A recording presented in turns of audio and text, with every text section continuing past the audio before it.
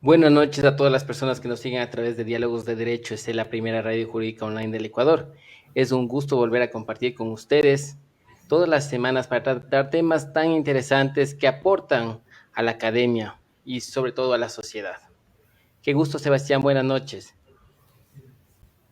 ¿Cómo estás, Luis? Buenas noches. Te comento que me siento súper contento poder seguir aportando a Diálogos de Derecho C. Asimismo, extiendo un saludo a todas esas personas que se encuentran conectadas en este live.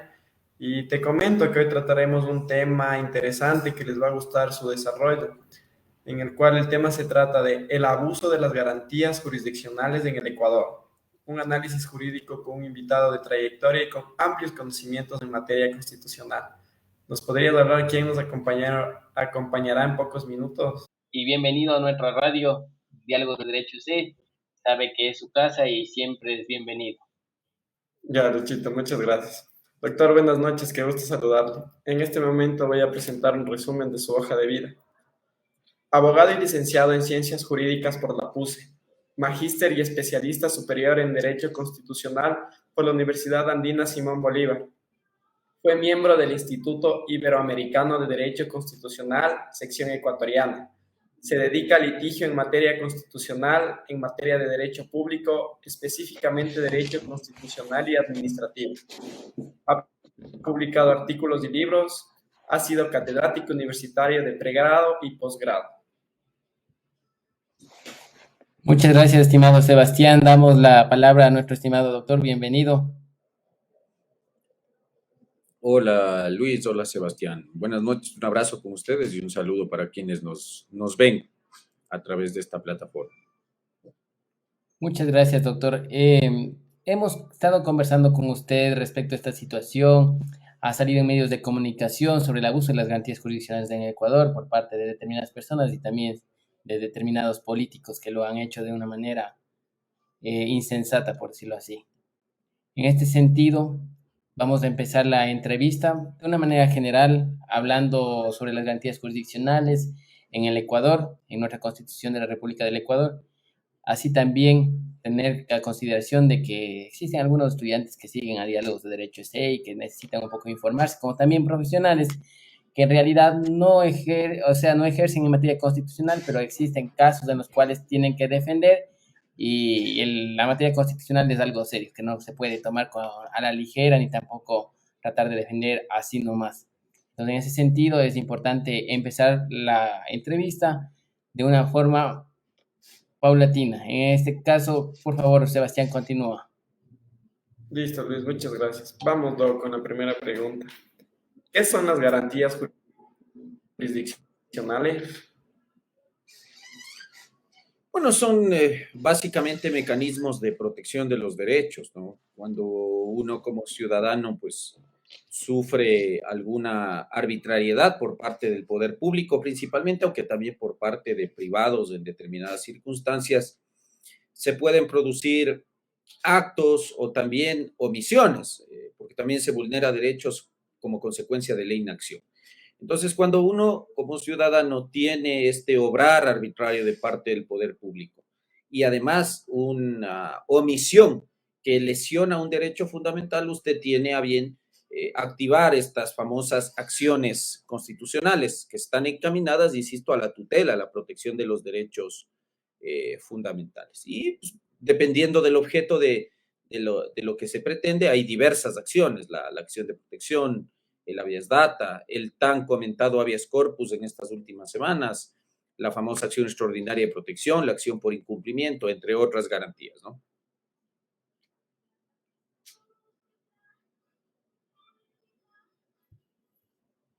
Muchas gracias, doctor.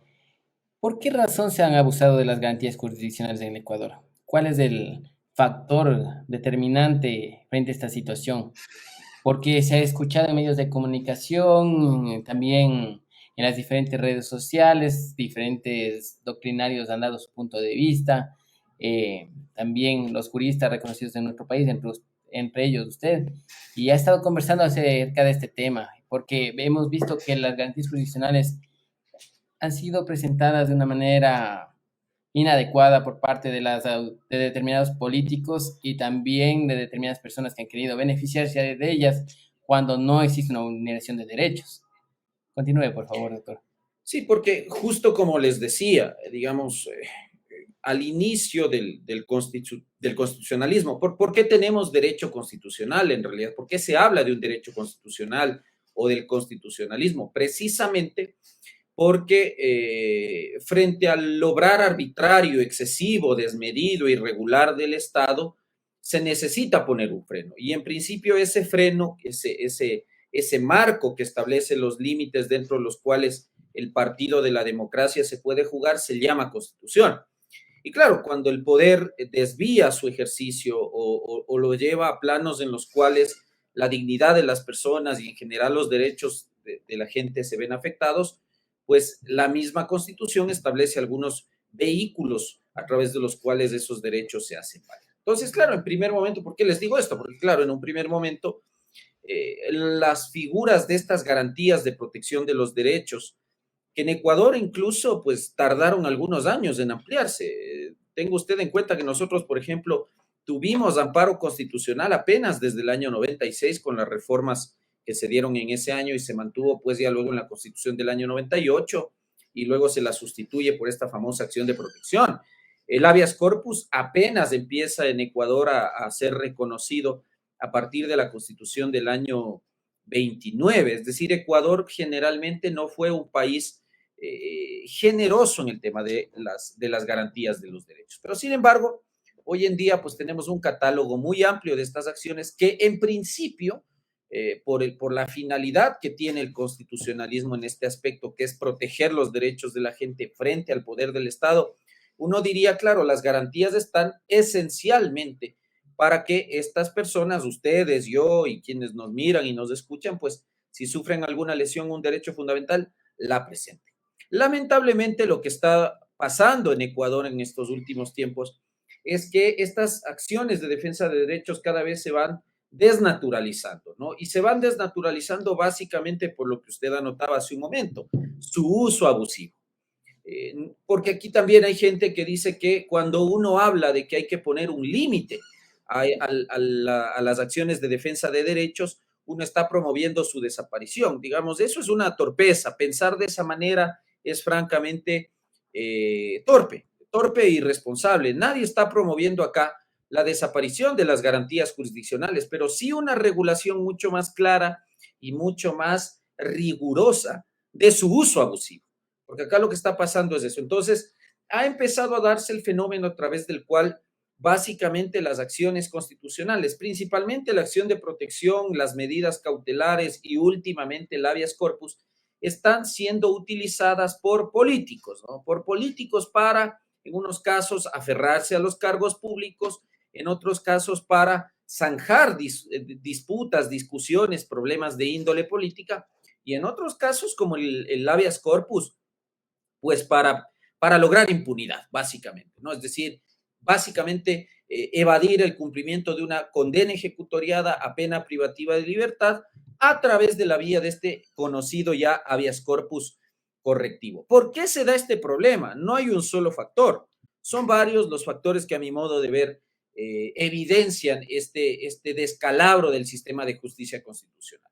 El primero, naturalmente, el de los abogados. Los abogados en libre ejercicio, en muchos casos, contribuimos con nuestra manera maliciosa, temeraria, abusiva de litigar las garantías jurisdiccionales al punto de que a veces el abogado, pues, le vende humo al cliente y asume casos y presenta demandas constitucionales abiertamente improcedentes. Y eso hace que el sistema de garantías jurisdiccionales, pues, se sature a través de peticiones manifiestamente improcedentes. Entonces, un primer factor es el abogado que no es especializado y el abogado que asume irresponsablemente causas que sabe que no van a prosperar, pero que igual las presenta. Entonces, un primer factor es ese, ¿no? Y eso ya es un tema de cultura jurídica de nosotros los abogados.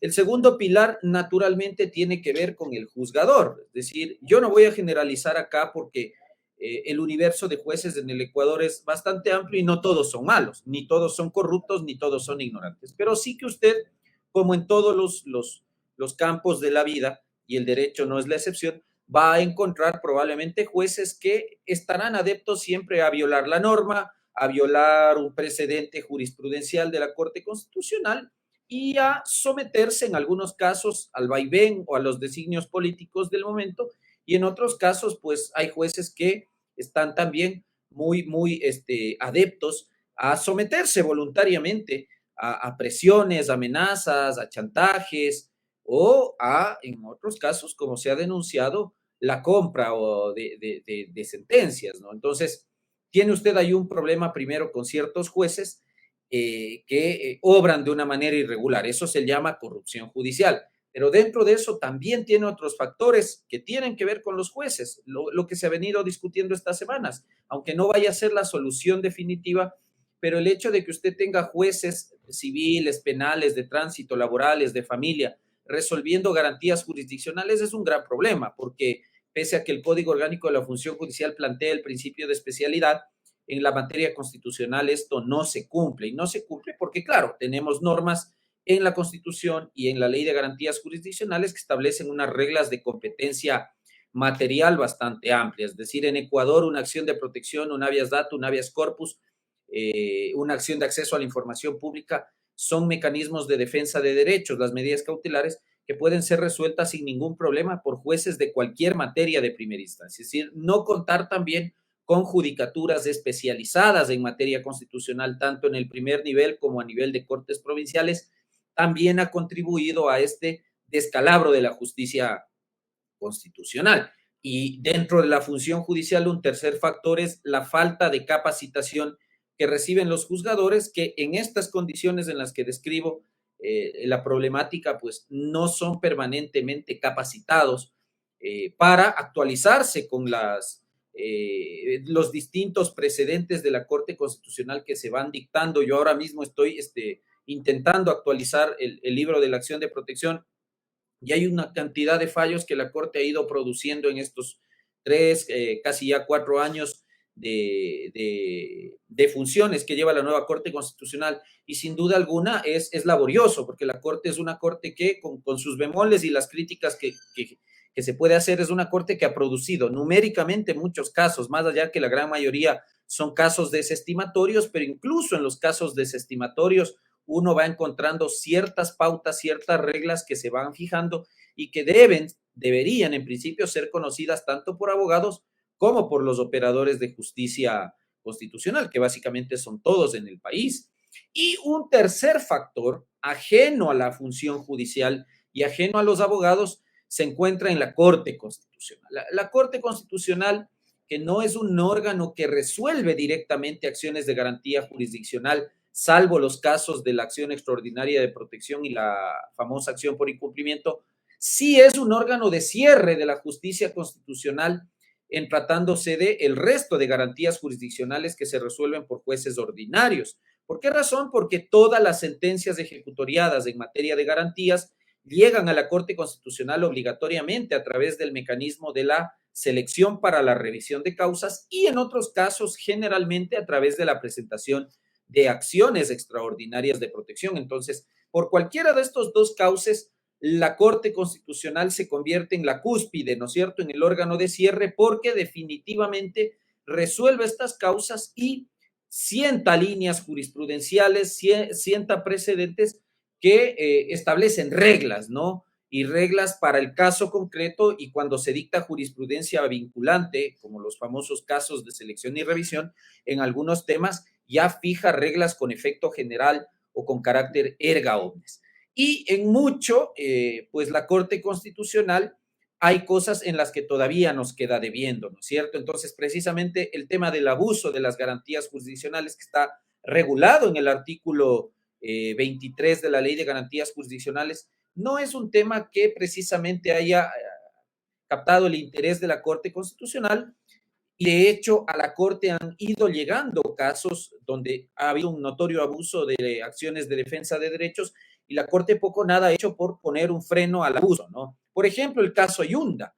El caso de Jorge Yunda llegó a la Corte a través de una acción extraordinaria de protección y si bien la Corte lo resolvió con algo de celeridad y resolvió importantes temas ahí, de hecho la sentencia es bastante buena, pero cuando se trató de resolver temas que tenían que ver con el abuso de la garantía, la Corte prefirió guardar silencio, filas y establecer líneas claras sobre las cuales los justiciables, abogados, jueces de primer y segundo nivel, sepamos dentro del margen en el que nosotros podemos usar y cuando ese uso se convierte en un abuso de la acción de defensa de derechos. Lo propio ocurrido con el habeas corpus, por ejemplo, ¿no? Ahora que está tan de moda discutir este tema del habeas corpus correctivo, sin querer echar, porque no es culpa y ni entera responsabilidad de la Corte Constitucional, pero sí que lleva parte de la responsabilidad, porque a través de estos fallos de selección y revisión, la Corte ha ido abriendo puertas que no debió abrir, principalmente en lo que tiene que ver con el habeas corpus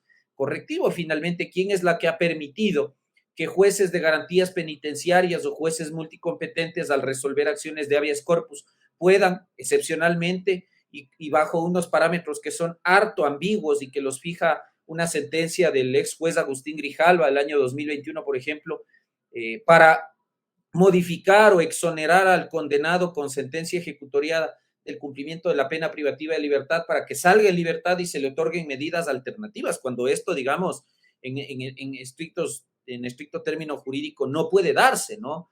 Que un condenado, que alguien que está guardando prisión ya por condena ejecutoriada salga libre vía habeas corpus, eso es un tema que no debería ocurrir jurídicamente, pero que está empezando a darse gracias a la oscuridad, a la generosidad, a la ambigüedad de ciertos fallos de la Corte Constitucional que deberían ser al menos aclarados, cuando no dejados ya sin efecto a través de la vía del alejamiento del precedente, cuando se resuelvan nuevos casos que tengan que ver con el tema del famoso habeas corpus, insisto, por la vía de la selección y revisión o por la vía de la acción extraordinaria de protección. Entonces, perdón que me he extendido un poco en esta respuesta, pero claro, como ustedes pueden ver, los factores de abuso de las garantías jurisdiccionales se presentan por diversos lados y creo yo que la solución finalmente está en que desde estos sectores todos contribuyamos a que el sistema de justicia constitucional sirva para los fines para los cuales ha sido concebido,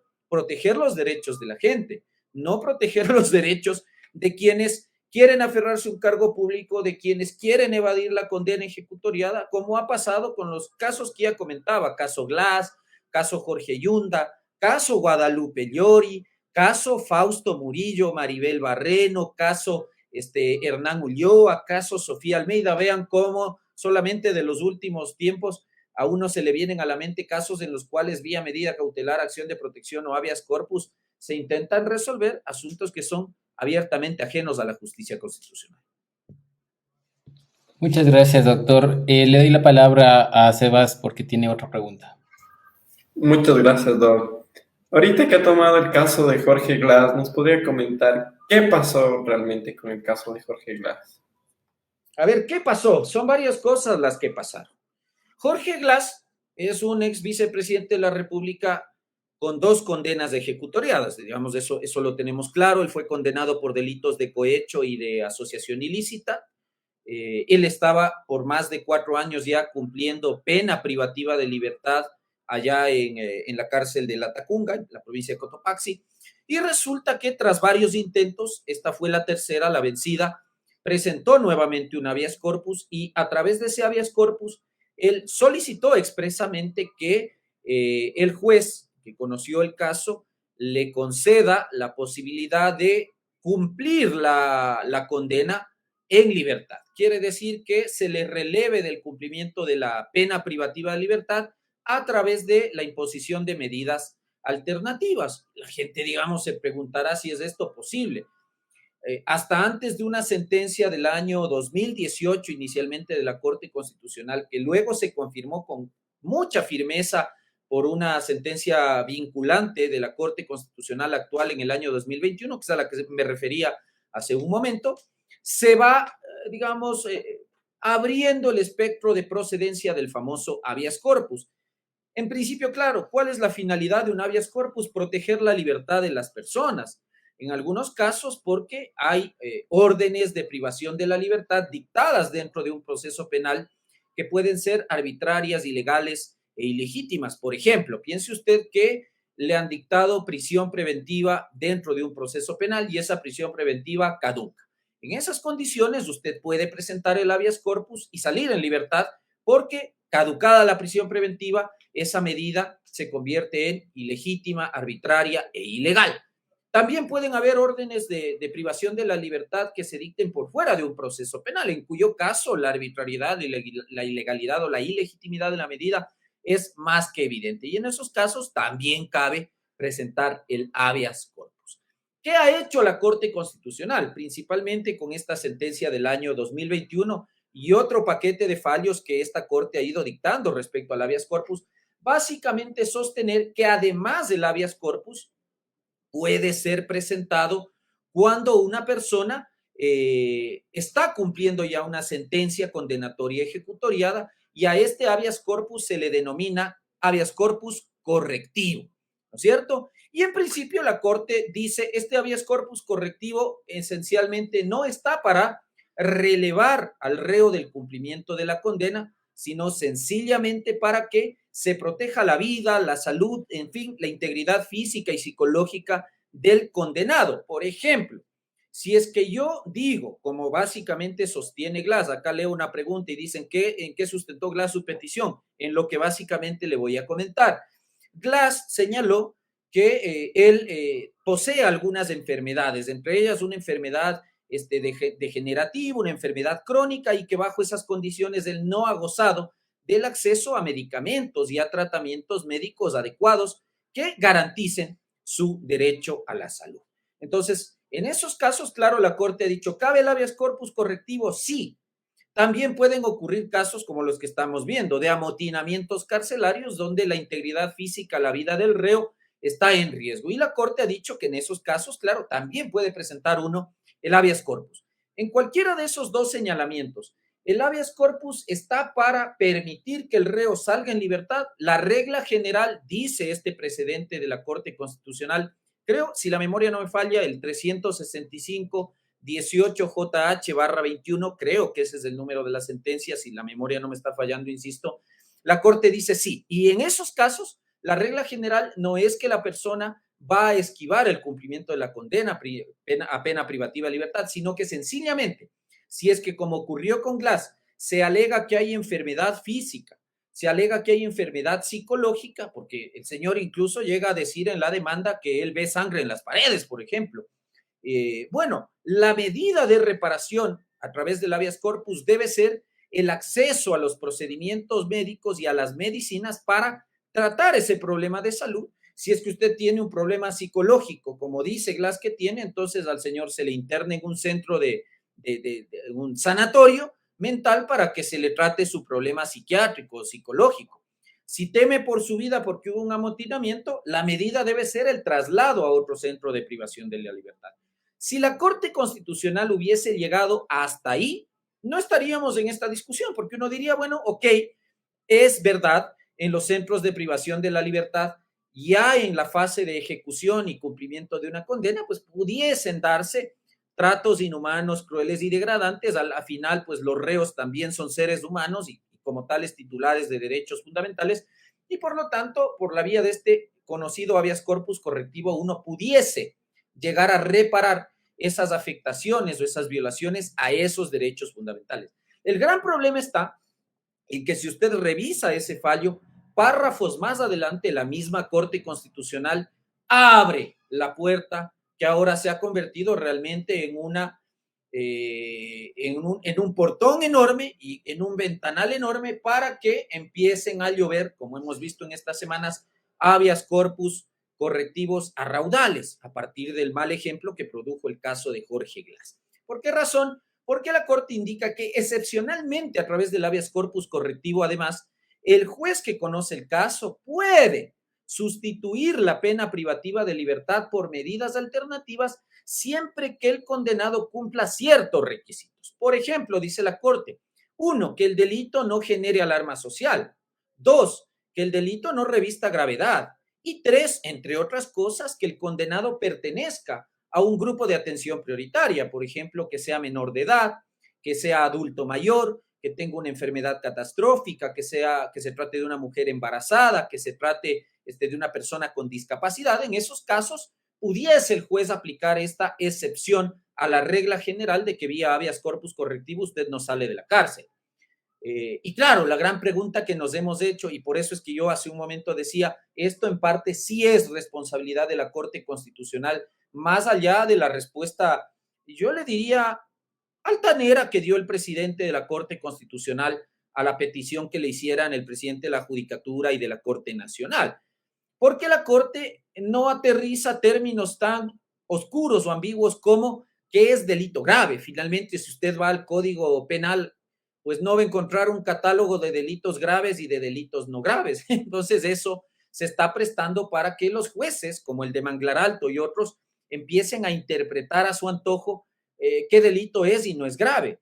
Puede ser que para usted o para mí el delito de cohecho o de asociación ilícita sean delitos graves. Para el juez de Manglar Alto que resolvió el caso de Glass, seguramente ese delito no era grave.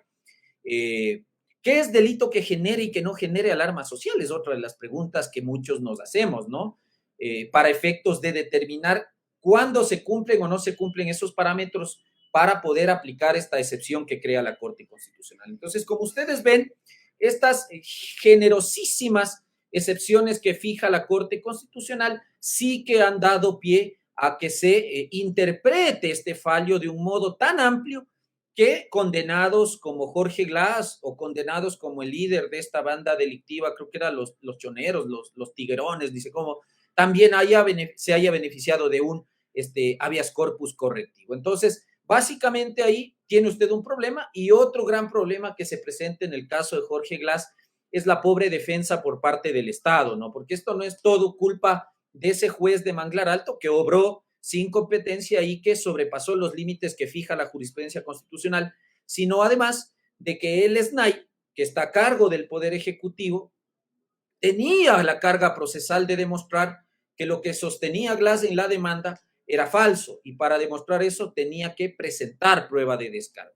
La gran pregunta es si lo hizo y la respuesta está clarísima porque la han admitido los propios funcionarios de gobierno. Eso no ocurrió. Entonces, si tú no objetas nada, si tú no presentas prueba de descargo, habiendo inversión de carga probatoria también en habeas corpus, como lo ha dicho la Corte Constitucional, bueno, no esperas mucho de un juez que aprovechó eso, se aprovechó de la oscuridad de un precedente de la Corte Constitucional y finalmente terminó concediendo esta habeas corpus de una manera francamente irregular. Muchas gracias, doctor. Muy claro.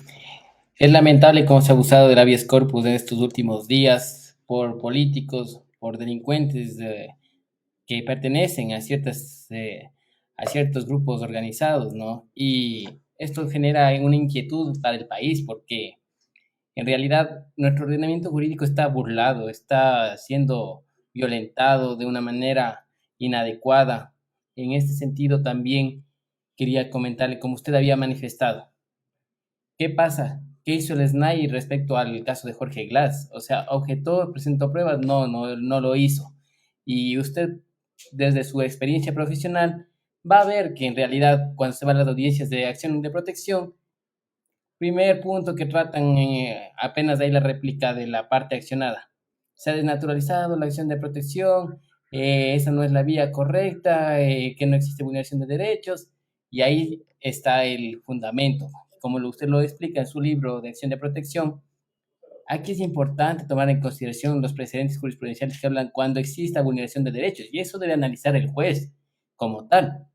Ahora, partiendo por otro lado, existen abusos de las medidas cautelares y de la acción de protección, y usted nos ha explicado respecto a casos como, por ejemplo, Jorge Yunda, Guadalupe Llori. Vamos a entrarnos al problema de la Asamblea Nacional. ¿Qué nos puede decir respecto a ello? Porque ahí está un problema serio, la institucionalidad, existen una serie de términos que se han confundido y que de alguna manera no entienden de derecho constitucional en la Asamblea Nacional, y hay que decirlo así. bueno, la Asamblea Nacional es otro de estos órganos que tanto nos vienen avergonzando, ¿no? Estancada en una serie de conflictos políticos internos entre sus integrantes, hace que las funciones constitucionales para las cuales uno va a las urnas y elige legisladores, pues no se cumplan, ¿no? Básicamente que se expidan leyes y que se expidan leyes como manda la Constitución en sentido nacional y que además se fiscalice y se fiscalice con seriedad. Y claro, dentro de esto usted tiene ahora un conflicto en el cual hay bandos políticos en disputa de una presidencia de la legislatura.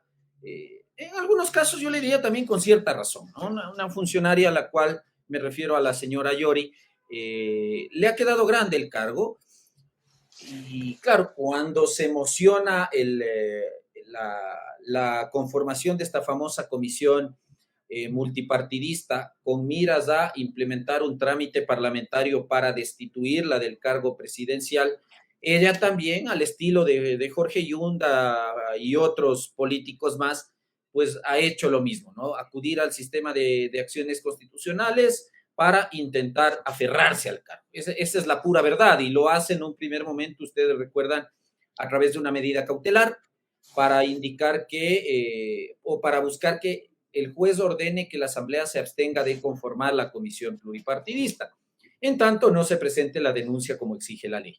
Finalmente la medida cautelar se cumple, se presentó la denuncia, el CAL califica esa denuncia y luego vuelve a presentar una acción de protección que hace un par de días nada más le ha sido finalmente rechazada y creo que bien rechazada por improcedente, con miras a que se deje sin efecto un acto de mero trámite que además, según la jurisprudencia de la Corte Constitucional, no es atacable a través de acción de protección. Entonces, fíjese, mi querido Luis, cómo es que el sistema de acciones constitucionales va quedando a merced de los políticos y parece que para eso están las garantías de derechos, ¿no? Porque en Ecuador asistimos a una suerte de doble ordenamiento jurídico. Un ordenamiento jurídico para los políticos privilegiados como Glass, Yori, Yunda, Barreno, Murillo, Almeida, Hernán Ulloa y otros, donde las acciones de garantía de derechos están a la orden del día y ahí sí se presentan a la medianoche con sorteos manuales y los fallos se dan en cuestión de minutos.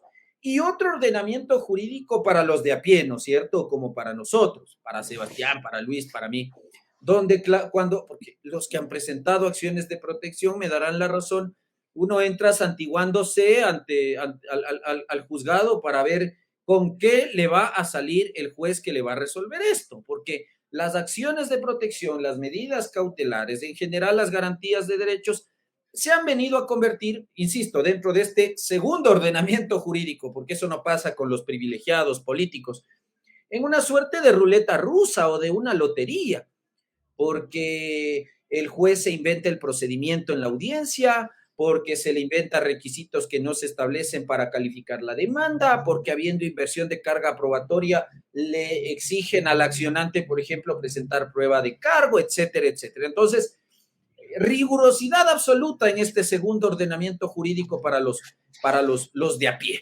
Y eso hace que uno desconfíe del sistema judicial. Y eso a la larga va generando que se construya un clima tendente a que de aquí, cuando haya una nueva constituyente, que no será dentro de mucho, más bien dicho, dentro de un periodo corto de tiempo, eso seguramente pasará, pues uno diga, a ver, ¿realmente sirve la acción de protección? ¿Vale tener medidas cautelares? ¿Sirve el extraordinario de protección? Porque tenemos una Corte Constitucional que también tiene el no en la punta de la lengua, pues, ¿no? ¿Sirve la acción de incumplimiento de sentencia? Si cada vez la Corte le va recortando más, ¿para qué tener acción por incumplimiento si finalmente la Corte desestima el 99% de esos casos? Entonces, fíjese usted que eso va pasando, ¿no? Y lo que está pasando penosamente en la Asamblea Nacional tiene su relación con esto porque se está trasladando, como se suele decir, se está judicializando el conflicto político, ¿no? Y eso hace que el sistema se siga dañando, se siga cada vez prostituyendo más. Entonces, el asunto de la Asamblea Nacional pasa también por ahí. Muchas gracias, estimado doctor. Es así. Como usted lo ha manifestado, es importante esa responsabilidad también de parte de las autoridades, de los jueces que conocen estas acciones de protección, que bueno, son los jueces de primera instancia, es el tema de debates sobre la especialización de los jueces constitucionales, ha circulado por Twitter, por Facebook, incluso dentro de los medios de comunicación hemos escuchado que es importante esta especialización de los jueces, más que todo para que conozcan de derecho constitucional, porque claro, viene un juez civilista que no conoce derecho constitucional y va a ser una tontera por ahí. O sea, desde ahí partiendo por este lado. Ahora, hay una situación que es totalmente seria respecto a cómo se está manejando respecto a la institucionalidad del país y también los actores políticos que han abusado de estas garantías jurisdiccionales. Eso es preocupante y es un momento de ponernos a reflexionar y pensar hacia dónde queremos llegar. Como usted dice, doctor, muy pronto tal vez exista una asamblea constituyente y habrán estos cuestionamientos. En este sentido, vamos a continuar con esta entrevista, estimado Sebastián. Continúa. Gracias, Luis. Continuando, desde su punto de vista, ¿cree usted necesaria una reforma a la Ley Orgánica de Garantías Jurisdiccionales y Control Constitucional? A ver, sin duda alguna, yo creo que después de, esta ley está vigente desde octubre de 2009, es decir, después de ya 13 años casi de vigencia, vamos caminando a 13 años de vigencia, la ley tiene falencias, sin duda alguna que quien litigue en materia constitucional se dará cuenta que hay anomias, hay lagunas, hay vacíos, hay errores de índole procesal en la ley, porque claro, cuando la ley se construyó, esta ley o el anteproyecto de esta ley fue elaborado precisamente por uno de los 3 jueces, cuyo nombre no voy a dar, que abandonó la Corte Constitucional en febrero pasado o marzo pasado, es decir, una ley elaborada por una persona que jamás pisó un tribunal, que nunca pisó una sala de audiencias, que jamás se ha redactado una acción constitucional. Entonces, sí. Si usted me pregunta a mí en términos generales, hay cosas que en la ley se deberían mejorar, por supuesto. Hay otras cosas que probablemente no necesitan de una reforma legal, sino tal vez de una interpretación que se puede dar adecuada por parte de la Corte al momento de dictar sentencias, ¿no? Porque la ley no es todo, también la jurisprudencia, y nosotros debemos irnos acostumbrando a esto, la jurisprudencia también es fuente de derecho y mucho más en tratándose de las que dicta la Corte Constitucional. Entonces, a través de la jurisprudencia deberíamos nosotros poder ir arreglando, cubriendo ciertos vacíos que la ley de garantías tiene. Pero eso no va a ser todo, es decir, nosotros podríamos tener jurisprudencia perfecta, uniforme, unívoca, no contradictoria, una ley de garantías jurisdiccionales perfecta, pero si seguimos con los problemas que describía al inicio de esta conversación con ustedes, ninguna ley va a solucionar eso, porque ese es el problema que tenemos en Ecuador. Acá creemos que hay un problema de institucionalidad, reformemos la Constitución, reformemos la ley, y creemos que con esa reformitis permanente se arreglan todos los asuntos, ¿no? Eso es parte de, y yo le diría una minúscula parte de la solución de este problema. Pero si usted sigue teniendo problemas en el foro de abogados, que los abogados no somos conscientes y no hacemos también un mea culpa de que cuando uno asume un caso, me refiero a quienes estamos en el libre ejercicio, lo debemos hacer con la seriedad y la responsabilidad que eso implica, de no vender humo y de no colapsar el sistema llevando, como mi amigo Felipe decía respecto de la fiscalía, basura jurídica a las instituciones. Ya con eso contribuimos nosotros bastante como abogados. Si usted no capacita a los jueces, si usted no los especializa, va a seguir teniendo problemas porque la ley no va a reparar ese daño. Y si usted en la Corte Constitucional no la integra con gente que por lo menos alguna vez también haya pasado por un tribunal y sepa lo que es litigar, porque sí está bien, yo no me opongo a que las cortes estén integradas en parte por académicos, pero ya nos estamos dando cuenta que la academia, solo la academia, no te sirve, ¿no? Siempre es bueno aterrizar esa academia, esa filosofía en la realidad jurídica, en los hechos, en el proceso. Y cuando tú tienes una corte que en realidad está integrada no por jueces que defienden la Constitución, sino por activistas, vas teniendo un problema, porque tienes una corte que empieza a imprimir en sus decisiones judiciales la forma de pensar de los jueces, el corazoncito y la ideología. Y cuando eso pasa, te desvías de tu labor fundamental, que es ser finalmente guardián de la Constitución. Y entonces eso genera que esa jurisprudencia empiece a tener un tinte ideológico y no un tinte estrictamente jurídico y procesal. Y cuando también la Corte o las Cortes constitucionales no tienen la voluntad política de poner un freno al abuso del derecho y de sancionar drásticamente cuando corresponde los casos de abuso del derecho, esto va a seguir proliferando más allá de las reformas legales que se puedan hacer. Perfecto, doctor. Está claro su punto de vista. Tenemos algunas preguntas del público. Creo que se ha quedado en el caso de Jorge Glass. Y también dice Estefanía Aguirre, ¿la resolución de la Corte Constitucional establece el cumplimiento de estos tres requisitos que se mencionó o solo uno de estos respecto al habeas corpus?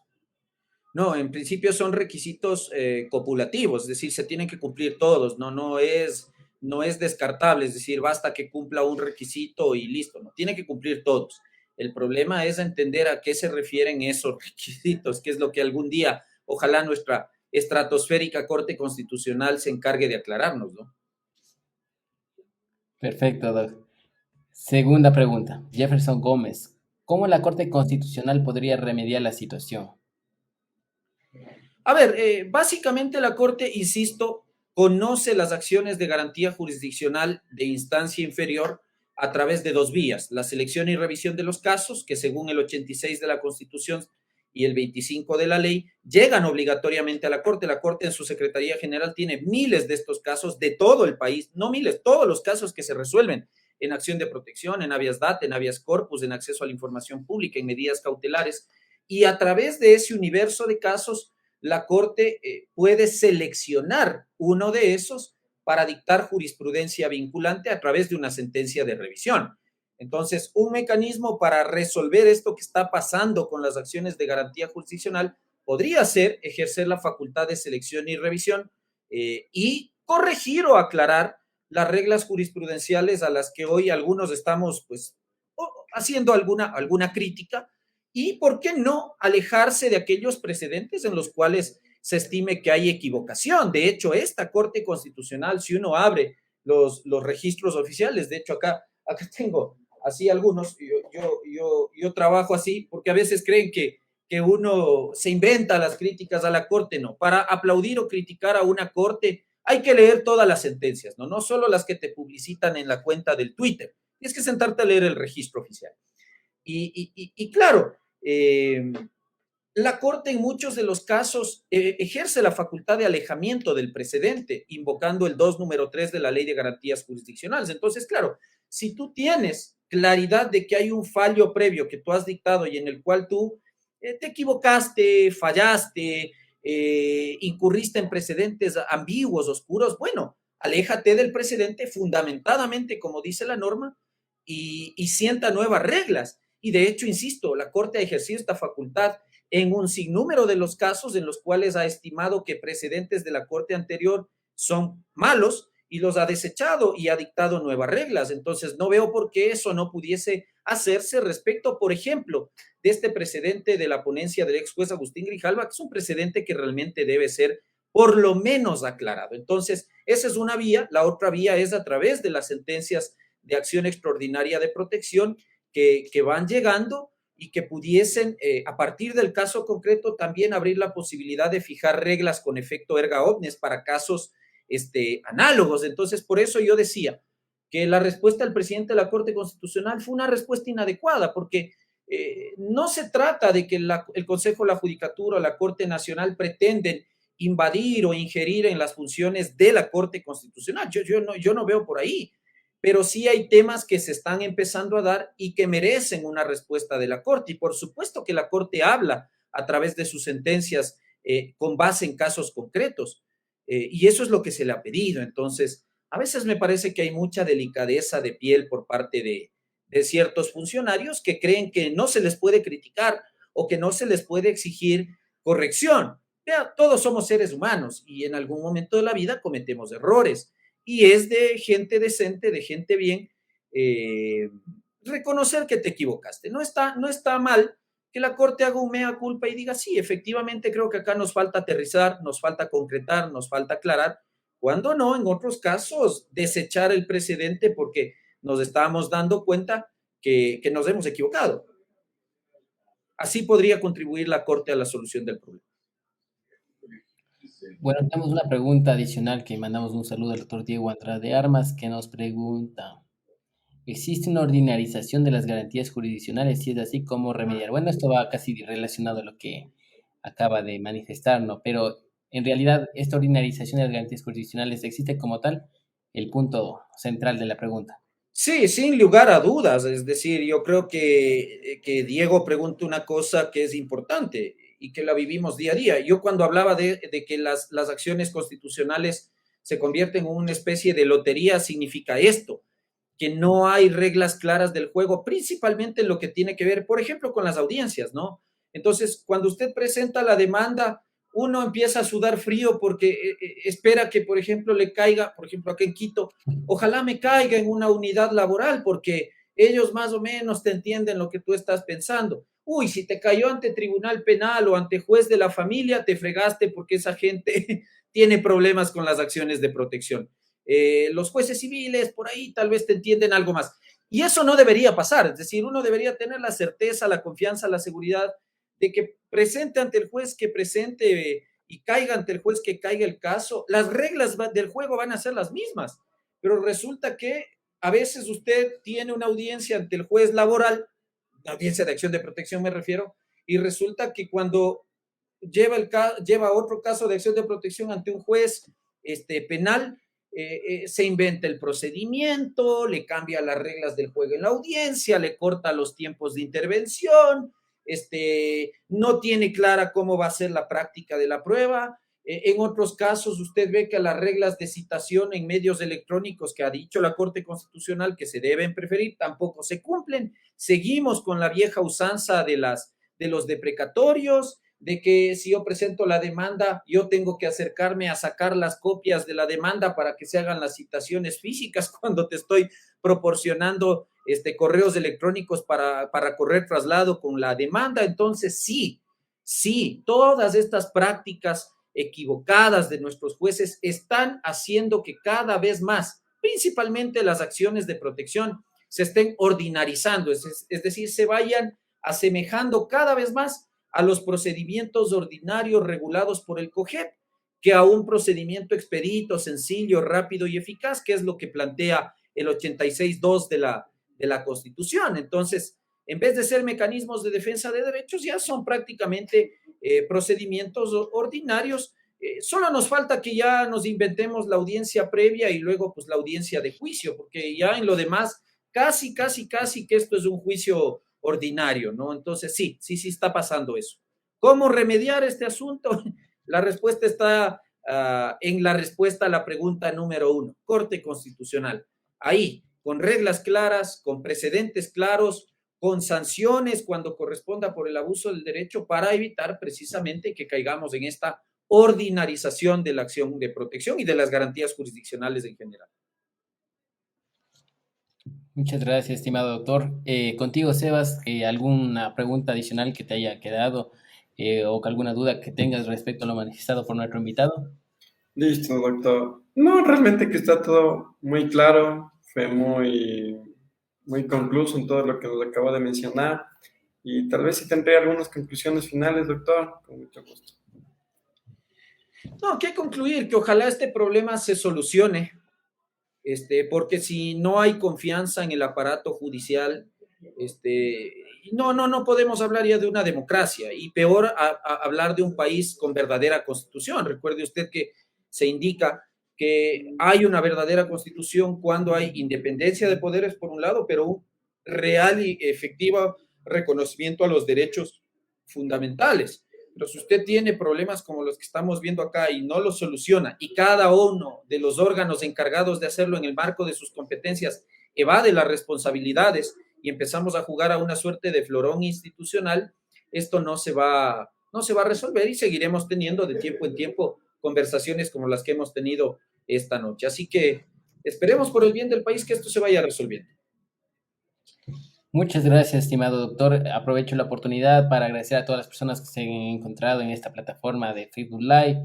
Nos acompañan algunos abogados de libre ejercicio, funcionarios judiciales. Asimismo, debo manifestar que existen estudiantes de las facultades de Derecho de las diferentes universidades del país que nos están viendo y que de alguna manera ellos se enriquecen de estos conocimientos, fortalecen sus habilidades, sobre todo también los profesionales del derecho.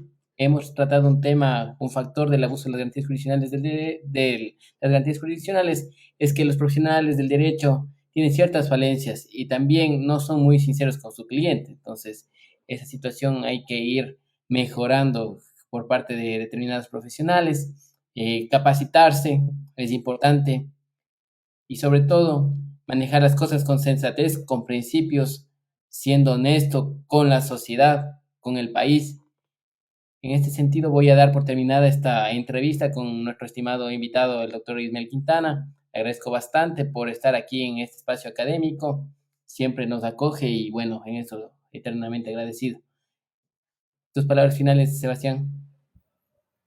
Quiero agradecer igualmente al doctor Ismael Quintana por dejarnos con un mensaje claro respecto a lo que son las garantías jurisdiccionales. Esperamos que se reflexionen los profesionales, los jueces, la academia también que apoye mucho más, que las autoridades actúen con mucha sensatez y quiero enviar también un gran saludo a nuestros auspiciantes Cyber Prevention y el Gran Libro Jurídico. Mi doctor, palabras finales.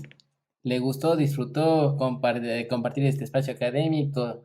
¿Se aburrió? ¿Qué nos puede decir No, yo respecto a ello? siempre disfruto de conversar así, que sea un espacio menos riguroso de lo que significa a veces una entrevista. Así que siempre un placer, siempre un honor y siempre cuenten también conmigo. Muchas gracias, doctor.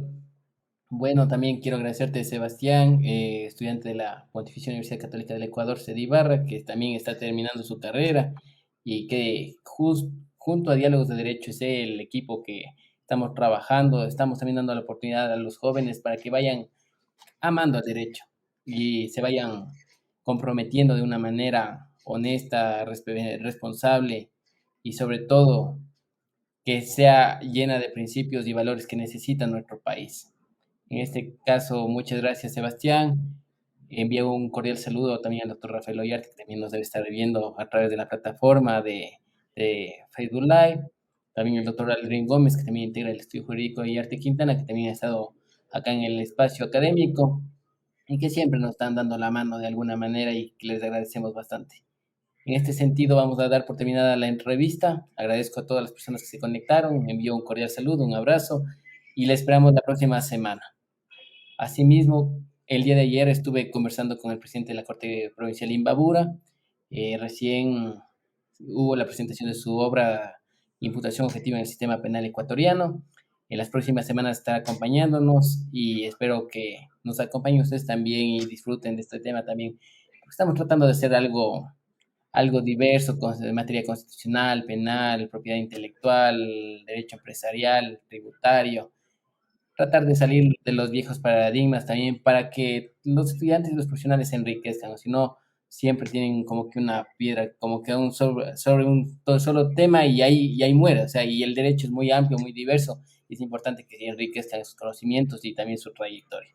En este sentido, que tengan una excelente noche y hasta la próxima semana.